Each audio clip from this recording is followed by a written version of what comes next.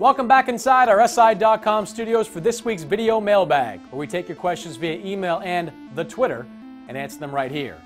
Question number 1, finals or bust for the Atlanta Hawks? They are excited to watch this year. Now, this is not a one-off for Atlanta. The core of the team, several of whom are still in their 20s, is signed through at least next season. The Hawks will have a decision to make with Paul Millsap, who is in line for a raise and a long-term contract this summer. But the team only has about $40 million committed to salaries next summer. If they want Millsap, they can keep him.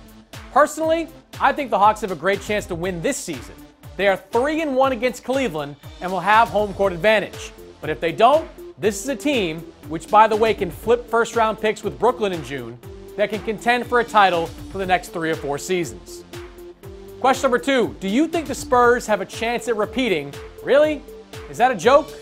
Do the defending champs, the 2-time Western Conference champs, have a chance at repeating? Yes, they do. The Spurs are having a very Spursy season.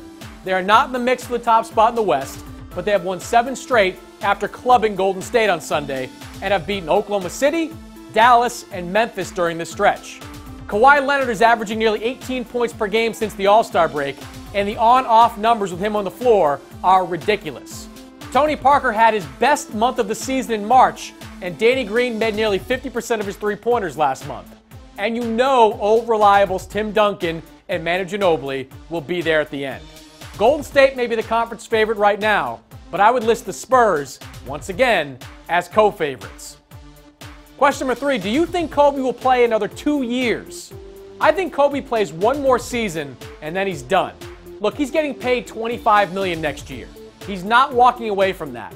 But after so many injuries, serious injuries no less, the last 2 seasons, I have a hard time seeing Kobe interested in fighting through 1 more after that. I'll leave the door open a little that if the Lakers are a title contender and Kobe becomes comfortable in a secondary role, much like Tim Duncan has done in San Antonio, maybe. But I don't see the Lakers evolving into a title contender anytime soon, not in a conference that is young and deep in top talents. Question number 4, how do you think PG-13's return will impact the Pacers? To be honest, Paul George was a lot better than I thought he was going into his debut on Sunday. 13 points in 15 minutes in a critical game for Indiana was pretty good production for a player who has not played in 8 months and is coming off a gruesome compound fracture in his leg. Frank Vogel said it, we're unlikely to see the same explosive Paul George this season. But his mere presence is a boost to the locker room, and if he can progressively get better over the next 2 weeks, he could be the difference between this team making the playoffs or not.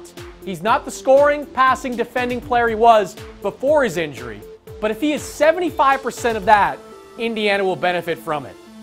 That's it for this week's video mailbag. Remember to put your questions out there on Twitter using the hashtag Mannix Mailbag.